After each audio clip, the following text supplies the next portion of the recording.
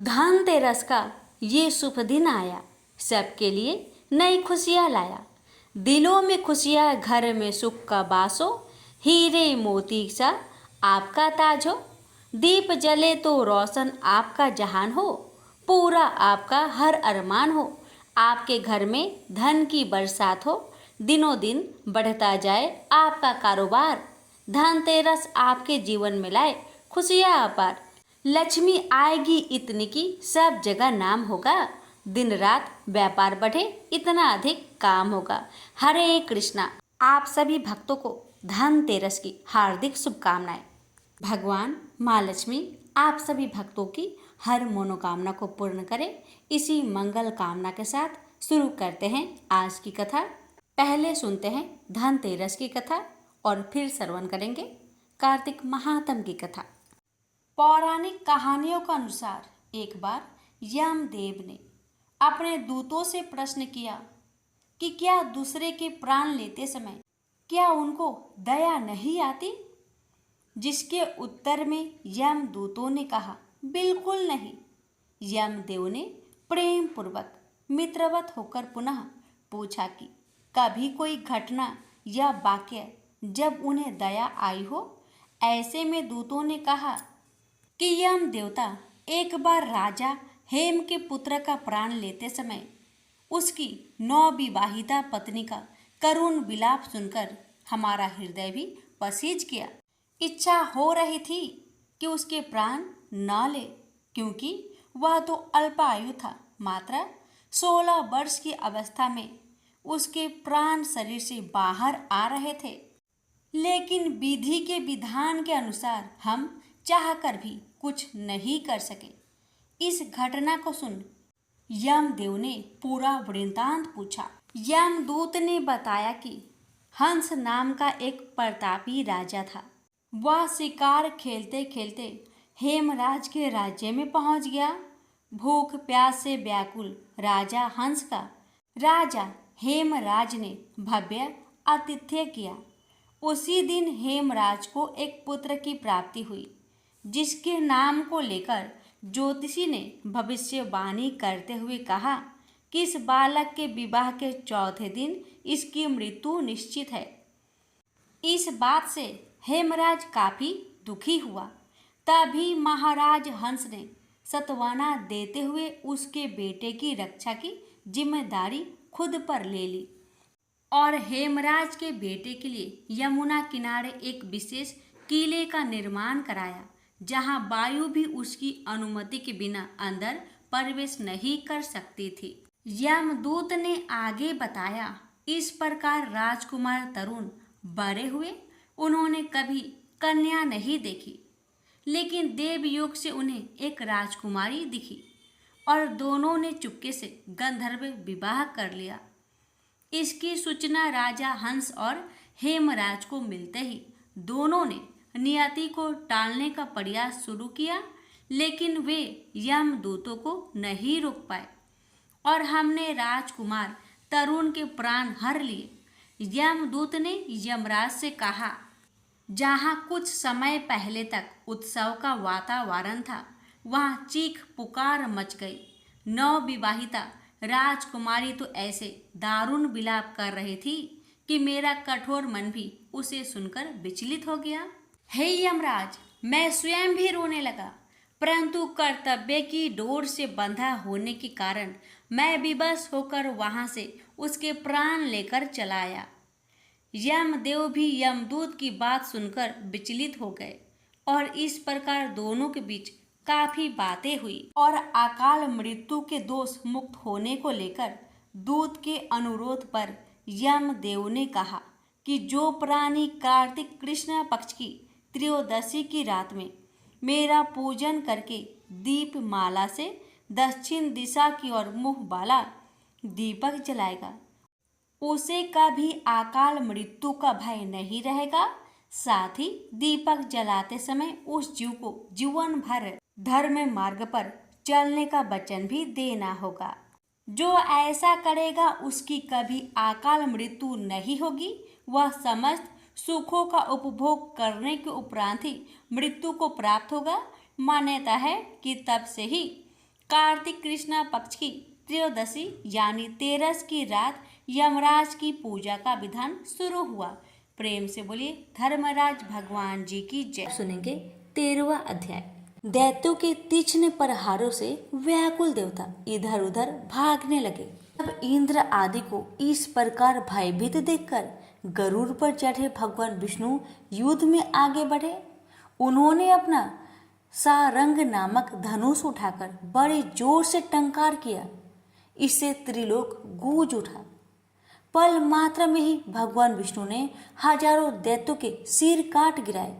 यह देखकर जलंधर के क्रोध की सीमा न रही। फिर तो भगवान विष्णु और जलंधर में महान संग्राम हुआ। बाणों से आकाश भर गया। लोग आश्चर्य करने लगे। भगवान विष्णु ने अपने बाणों के वेग से उस दैत्य की ध्वजा, रथ और धनुष बाण काट डाले तथा एक बाण से उसकी छाती पर प्रहार किया। इससे व्यथित हो उसने अपनी प्रचंड गदा उठाकर गरुड़ के मस्तक पर दे मारी। गरुड़ पृथ्वी पर गिर पड़ा। साथ ही क्रोध से उस दैत्य ने अपने होठ काटे और भगवान विष्णु की छाती में भी तीक्ष्ण बाण मारा।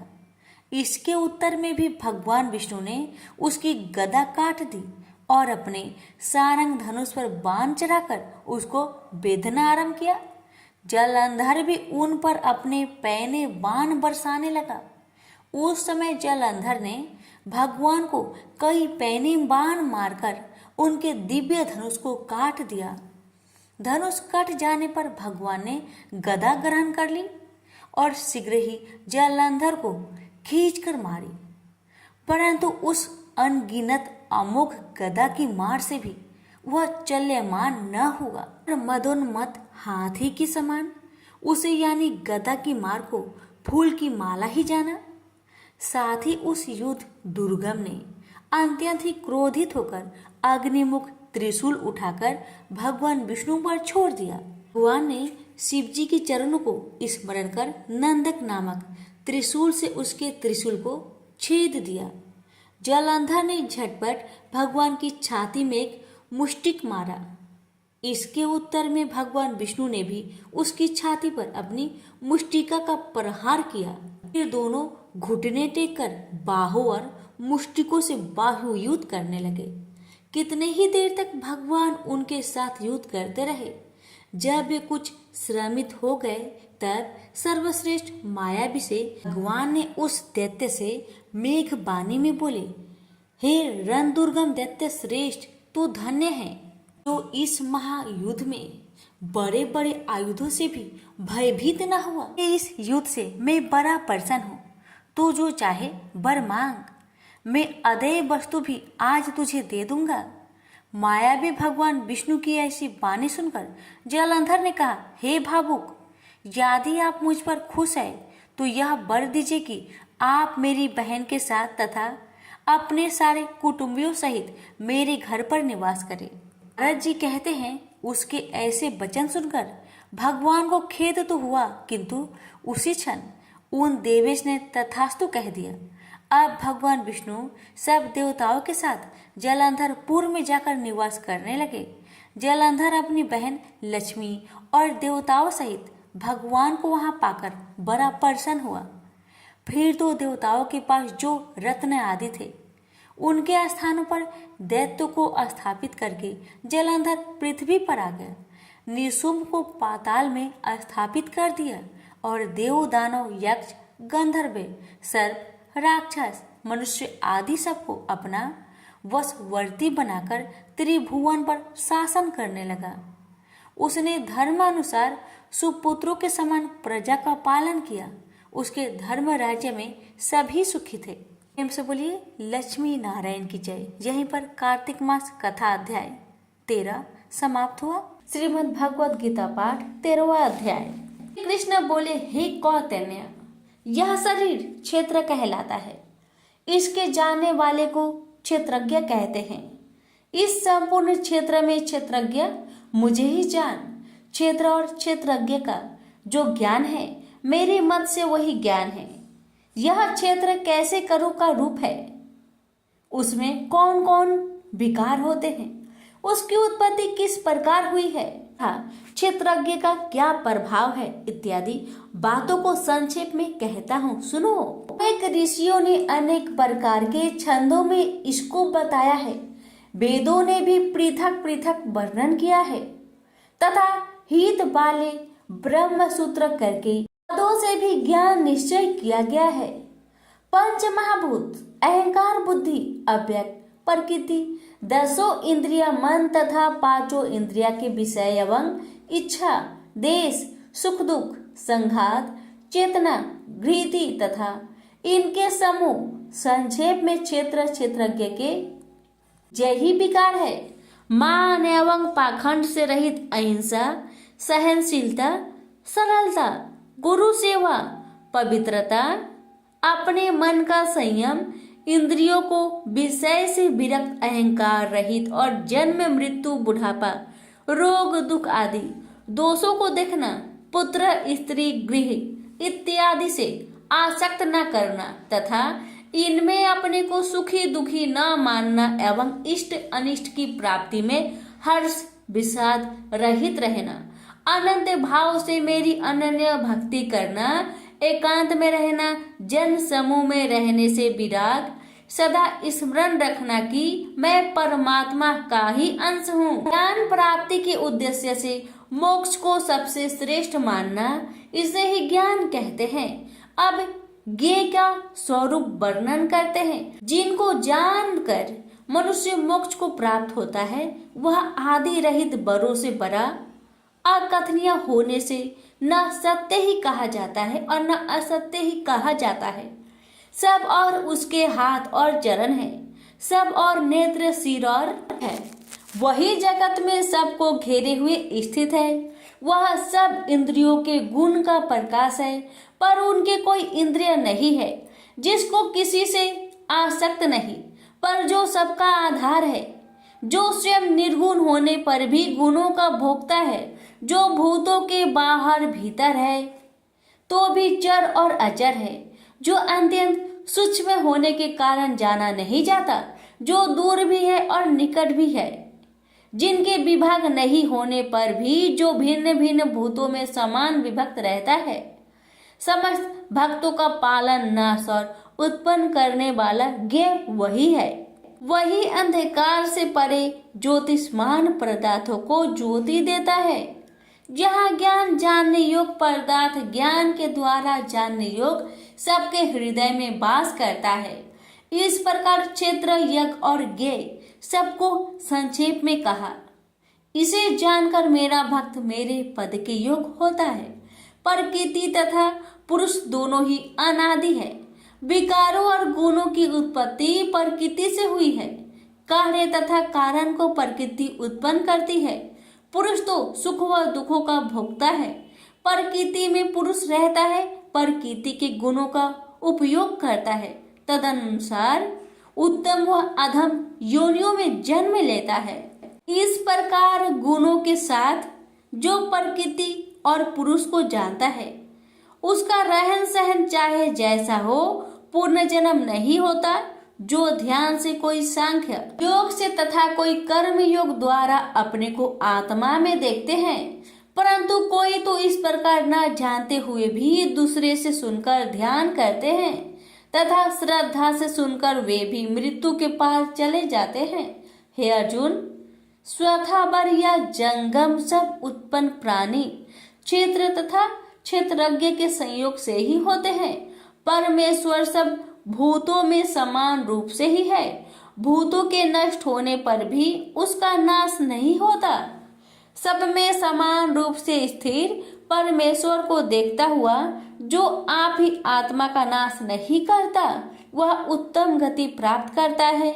जो यह देखता है जब वह भिन्न भिन्न भूतों को परमेश्वर के बीच एक रूप देखता है और उसी से उनका विस्तार है, तब वह ब्रह्म को प्राप्त होता है। हे भारत, जैसे एक ही सूर्य समस्त लोक को प्रकाशित करता है, वैसे ही क्षेत्रज्ञ समस्त क्षेत्र को प्रकाशित करता है। जो लोग ज्ञान दृष्टि से क्षेत्र और क्षेत्रज्ञ के भेद तथा भूतों की प्रकृति देखकर मोक्ष का उपाय जान लेते हैं, वे परम पद को पा लेते हैं। प्रेम से बोलिए श्री कृष्ण भगवान की जय। अब सुनिए 13वें अध्याय का महात्म्य। श्री नारायण जी बोले, हे लक्ष्मी, अब तुम 13वें अध्याय का महात्म्य सुनो। दक्षिण देश में एक हरि नामक नगर था। वह एक व्यभिचारिणी स्त्री रहती थी। एक दिन एक पुरुष से उसने वचन किया कि हम अमुक स्थान पर तेरे पास आऊंगी, तुम वहां चलो।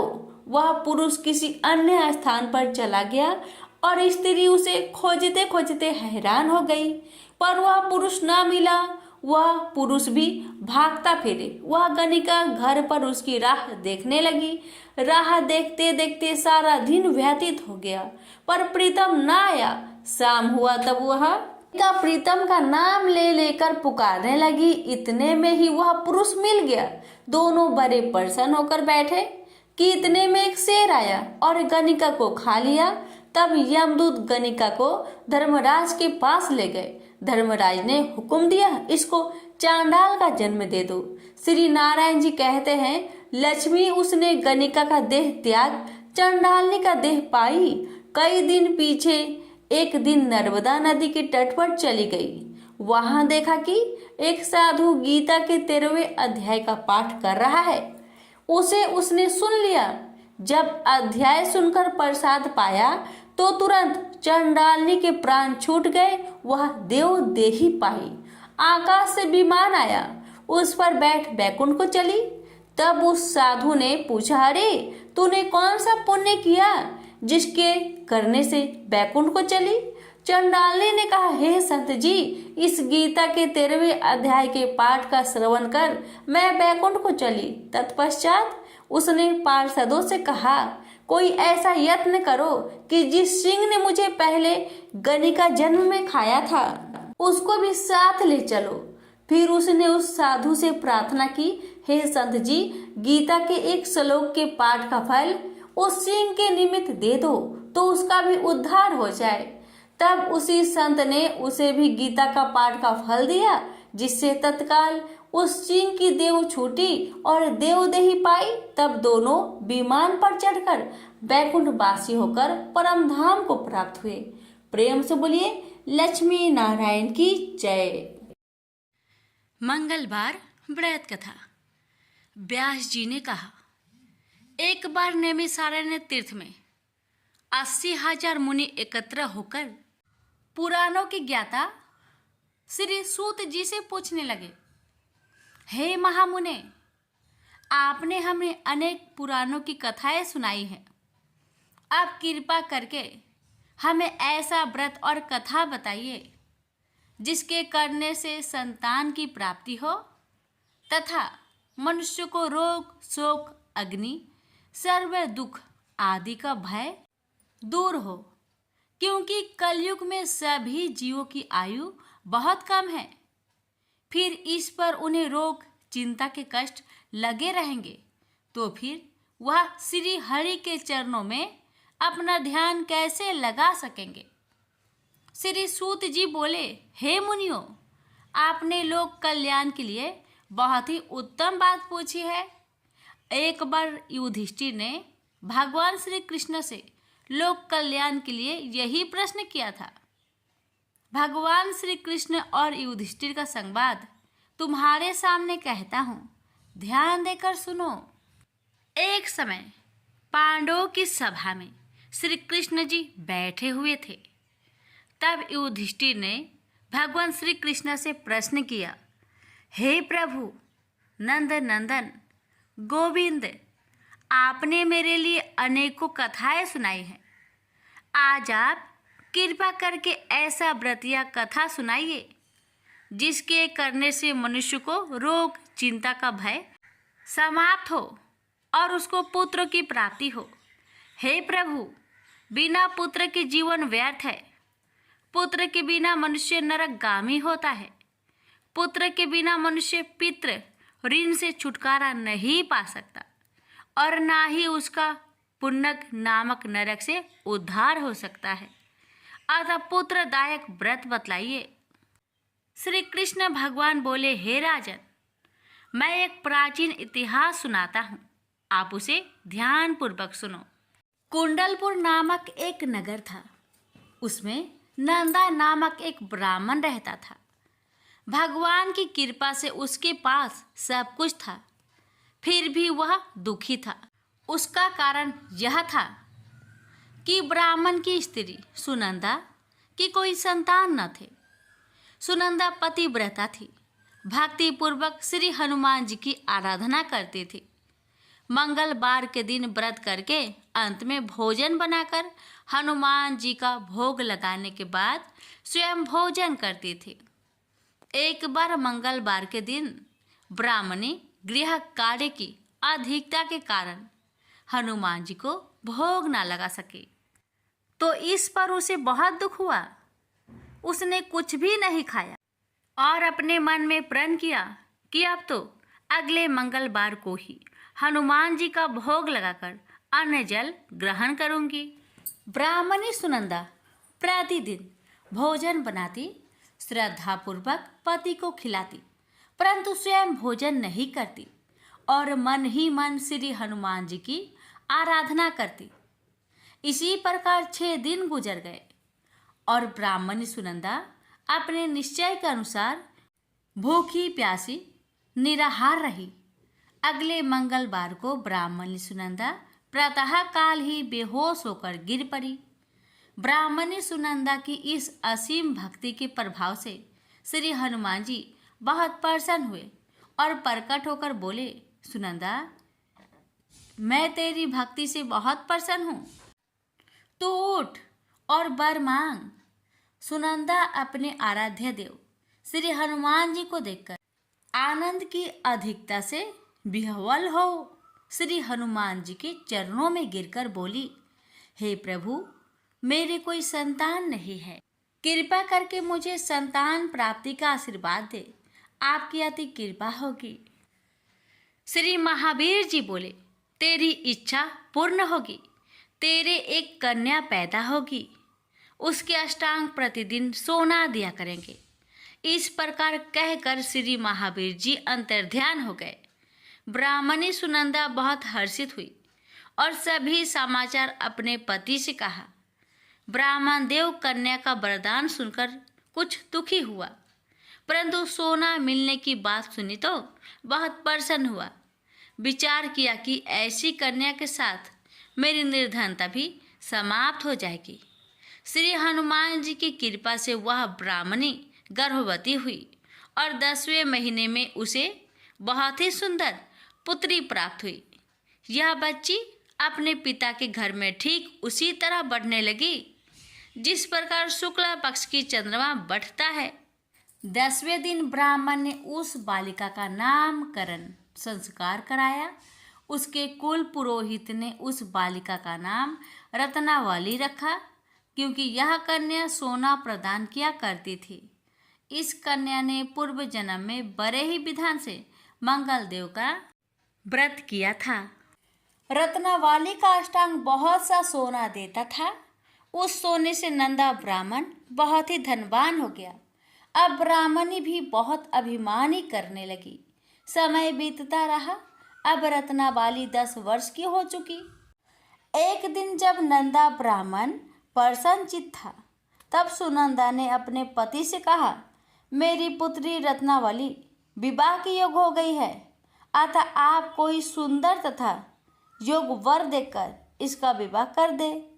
यह सुन ब्राह्मण बोला, अभी तो रत्नावली बहुत छोटी है। तब ब्राह्मणी बोली, शास्त्रों की आज्ञा है कि कन्या 8वें वर्ष में गौरी, 9 वर्ष में रोहिणी, 10वें वर्ष में कन्या, इसके पश्चात रजवाला हो जाती है। गौरी के दान से पाताल लोक की प्राप्ति होती है, रोहिणी के दान से वैकुंठ लोक की प्राप्ति होती है, कन्या के दान से इंद्रलोक में सुखों की प्राप्ति होती है। अगर हे पतिदेव रजवाला का दान किया जाता है तो घोर नरक की प्राप्ति होती है। इस पर ब्राह्मण बोला, अभी तो रत्नावली मात्र 10 ही वर्ष की है और मैंने तो 16-16 साल की कन्याओं का विवाह कराए हैं, अभी जल्दी क्या है। तब ब्राह्मणी सुनंदा बोली, आपको तो लोभ अधिक हो गया है।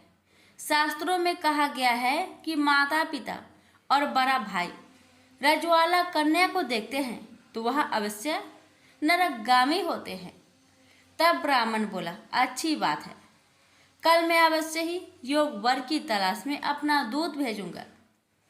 दूसरे दिन ब्राह्मण ने अपने दूत को बुलाया और आज्ञा दी कि जैसी सुंदर मेरी कन्या है वैसा ही सुंदर वर उसके लिए तलाश करो। दूत अपने स्वामी की आज्ञा पाकर निकल पड़ा। पंपई नगर में उसने एक सुंदर लड़के को देखा।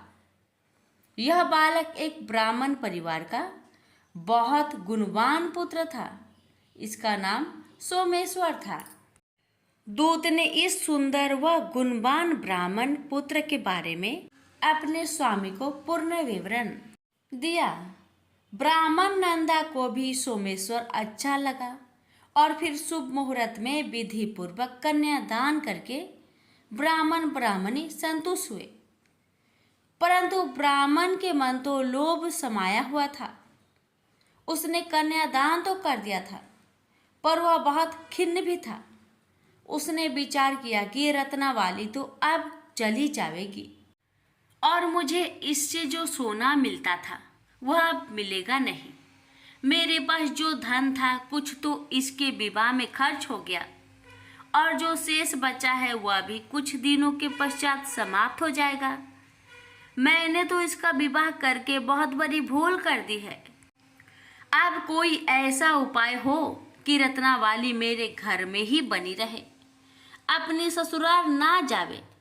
लोभ रूपी राक्षस ब्राह्मण के मस्तिष्क पर छाता जा रहा था। रात भर अपनी सैया पर बेचैनी से करवटें बदलते बदलते उसने एक बहुत ही क्रूर निर्णय लिया।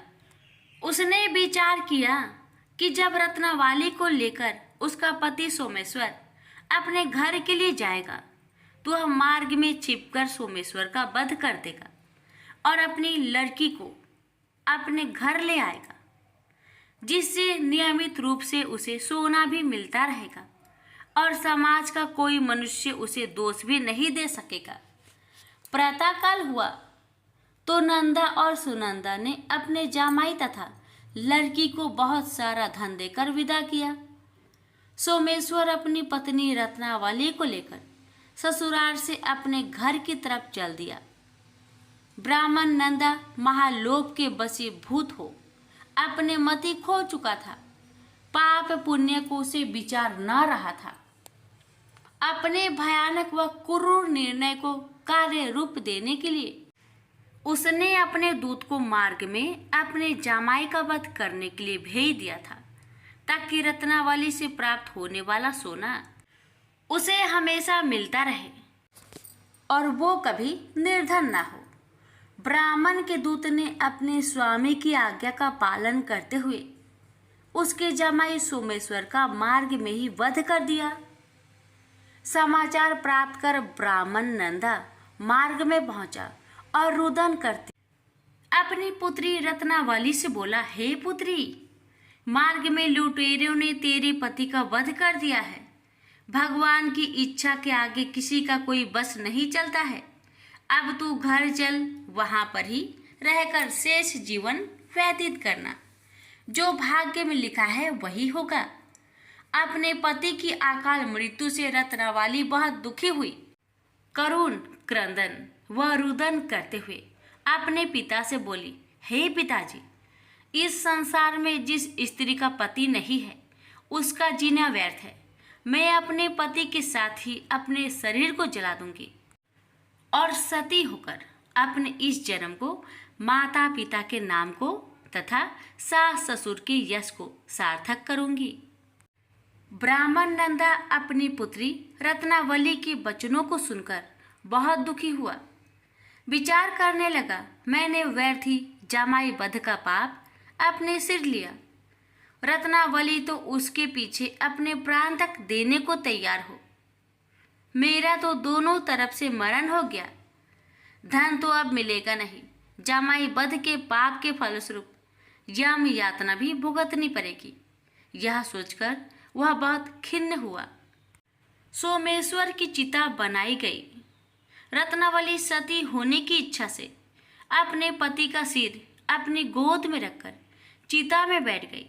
जैसे ही सोमेश्वर की चिता को अग्नि लगाई गई, वैसे ही प्रसन्न हो मंगलदेव वहां प्रकट हुए और बोले, हे रत्नावली, मैं तेरी पति भक्ति से बहुत प्रसन्न हूँ, तू वर मांग। रत्नावली ने अपने पति का जीवन दान मांगा। तब मंगलदेव बोले, रत्नावली, तेरा पति अजर अमर है, यह महाविद्वान भी होगा, और इसके अतिरिक्त तेरी जो इच्छा हो वर मांग। तब रत्नावली बोली, हे ग्रहों के स्वामी, यदि आप मुझ पर प्रसन्न हैं तो मुझे यह वरदान दीजिए कि जो भी मनुष्य मंगलवार के दिन प्रातः काल लाल पुष्प लाल चंदन से पूजा करके आपका स्मरण करे, उसको रोग व्याधि ना हो, सज्जनों का कभी वियोग ना हो, सर्प अग्नि तथा शत्रुओं का भय ना रहे। जो स्त्री मंगलवार का व्रत करे वह कभी विधवा ना हो। मंगलदेव तथास्तु कहकर अंतर्ध्यान हो गए। सोमेश्वर मंगलदेव की कृपा से जीवित हो उठा। रत्नावली अपने पति को पुनः प्राप्त कर बहुत प्रसन्न हुई और मंगलदेव का व्रत प्रत्येक मंगलवार को करके व्रतराज और मंगलदेव की कृपा से इस लोक में सुख ऐश्वर्य को भोगते हुए अंत में अपने पति के साथ स्वर्गलोक को गई। प्रेम से बोलिए मंगल देव की जय।